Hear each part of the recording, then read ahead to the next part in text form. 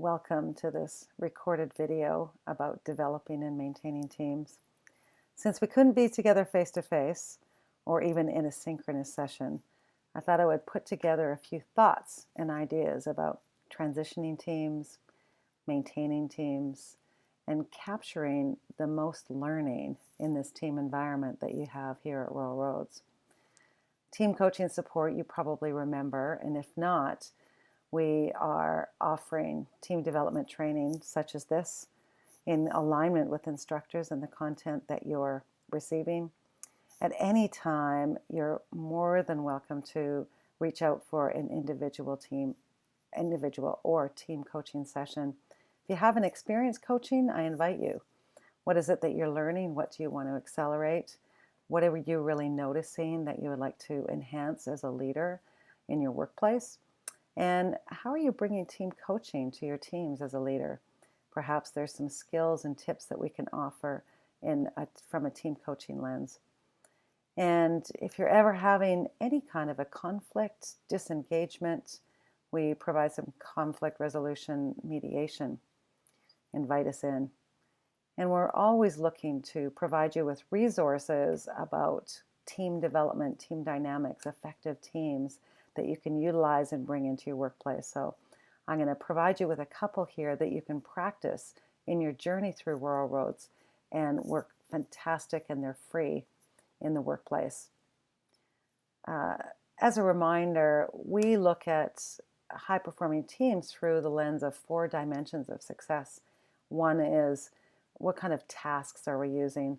This is the most common place that teams default to create effectiveness is how, when, and where we're doing what we're doing in our team, parceling out the activities, the research, timelines.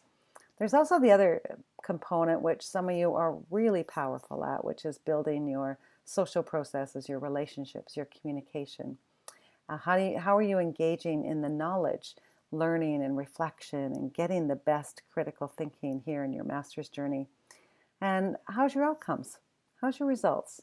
Are you getting what you want, whether it's from a personal perspective or from an academic perspective? I think the big question I invite you to consider is, what learning do you want? Do you want to have as a result of teamwork here at Royal Roads? Given we've got a team-based learning model, the pedagogy, of course, is that social constructivism, we learn better together. Are you getting that? What specifically, if you were to leave here in a year and a half, whatever your time frame is in your master's, what learning would you have wanted to take? What do you want to think back on that you were purposeful in your teamwork here? And what have you done, or what will you do to create a team that supports that learning? I've put a link into this slideshow here that are some of our top tips for transitioning into teams across courses that will truly support the learning journey. And I'm going to share some of those tips and some of our best practices to encourage teams to adopt in this PowerPoint.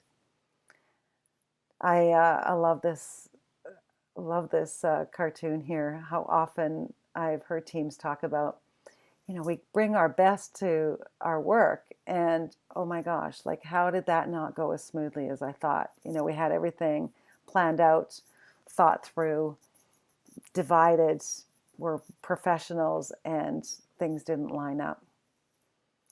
Well, just to take you back a little bit to Tuckman's stages of team development, where he talks about 4 different stages, and then it was really modified to add a 5th stage. And in the forming stage, what do you need to do?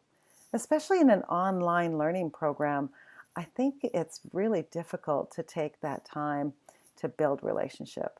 And it's key. Are you getting to know each other even just a little bit to make the work easier because you've created some safety? Perhaps you've already experienced it where differences arise, where there's different perspectives, subgroups, triangulation. Teams often are shifting down to just get the job done and wondering why it's not going smoothly. And in the storming phase of, how do you talk through those difficult conversations? How do you check it out when time is of the essence? And through that journey of forming and storming, ideally, you would reach a norming stage where things are going smoother, where negotiation has been built, respect is shown, and trust is really growing. It's only through that, and this is never a linear model, where teams can really function at the top. And it's the way that I really define performing teams is, am I creating the learning that I want? Are you creating the learning that you want in your team, besides getting the outcome developed in a manner that may give you a top grade or not? Are you proud of how you are? Are you aware of what you bring to a team and the strengths that you have or the challenges that you have? The last part, which I think is just as important, is how do we adjourn? Are you taking the time for debriefing, for reflection? What did we learn in this team about each other? What did we learn about team dynamics? Are you taking that forward into your next team? Or are you just getting the job done?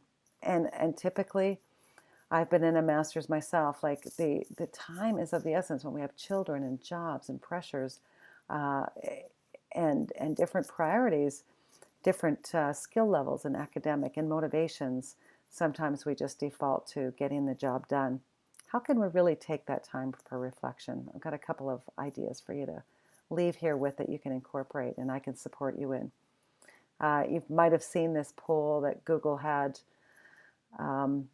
Actually, it was beyond a poll, but it was a large-scale study. And the study came out with two top components that commonly predict team success.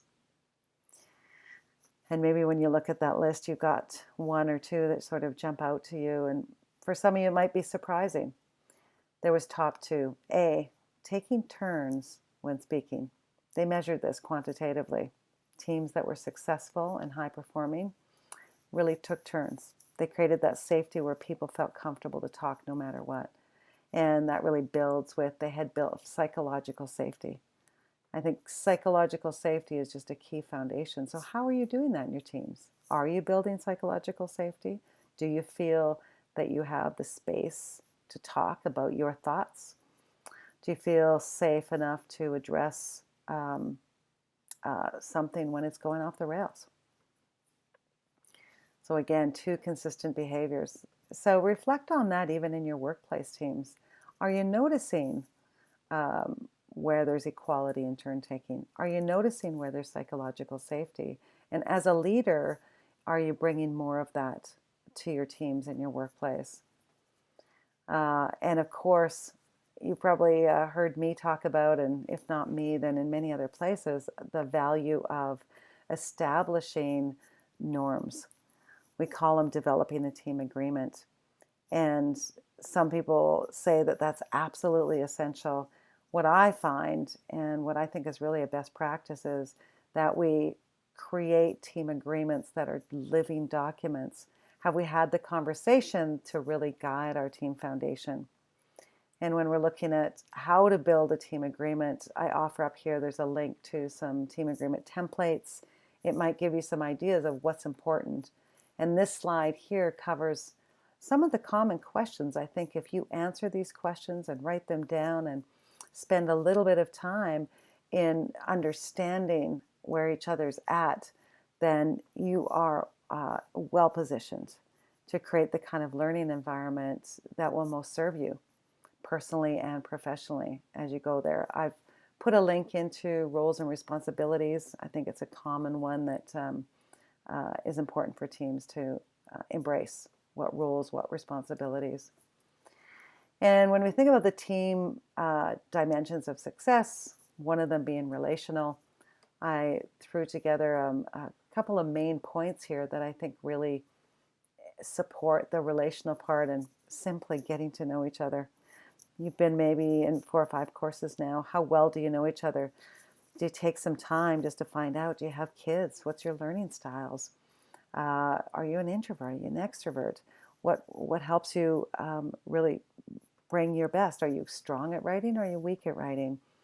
What kind of communication Some people have really dominant kinds of personality communication styles. Some people are uncomfortable speaking a lot. How can we bring our best communication into our teamwork and get the best critical thinking? How are we supporting one another within the team? How are we going to deal with conflict if we have it? How do we define conflict? What's that going to look like if we have a bit of a rub? Are we just going to put up with it? It's what I see most teams do. Your opportunity here is to actually work through it smoothly, learn from it, apply it into your world. I think, one of my favorite mottos, I guess, is not mottos, but ways of viewing teamwork, really anything that I do, is that how I do anything is how I do everything. So if how you are in this team is a metaphor for how you're doing your life, what can you learn by being in this team with one another?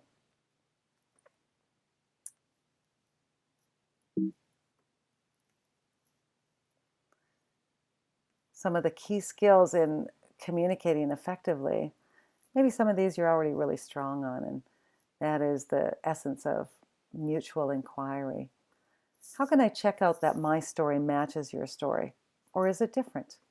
Checking out our assumptions and our perceptions. Often that's where conflict or disagreements lie, where when we aren't clear, when we're not comfortable being curious and questioning each other and then listening, we might be making up a story that guides us to behave in certain ways, or to withdraw, or to say too much. How can we get better at our communication skills in our team?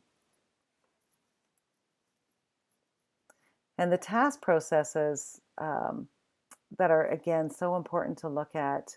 And some of them I bet you're really strong at, and that's the planning, scheduling. Do you have set timelines? How are you meeting? Are you meeting face to face on a virtual platform? Do you have really good meeting planning and agendas? Are you clear on the roles and responsibilities for each other, especially facilitation? Do you have a facilitator for your meetings? Do you have a clear decision-making process? I've linked one in here. ITP Metrics has come up with a really simple framework that's really powerful in its essence. Try it out, or I can walk you through it. What kind of technology tools? By now, I bet you've finessed some of those Google Docs, and maybe you're using Slack or Trello, WhatsApp for text messages. And are you also really clear with one another what your communication expectations are? How often? The teams that do well, again, seem to have some clearly defined boundaries and expectations with one another. Maybe you've experienced being in the groan zone, where your divergent thinking seems to end up with frustration and anxiety and confusion and boredom. And you're just like, why can we not get clear about the direction that we want to go? You're wondering why the strategy seems to be all over the place when you're talking about a project. Kaner, in his book, talks about how to get the best thinking in the room, we need to embrace the groan zone. We need to embrace the anxiety and the frustration, the confusion, hang in there through that to get our best convergent thinking, to get to closure.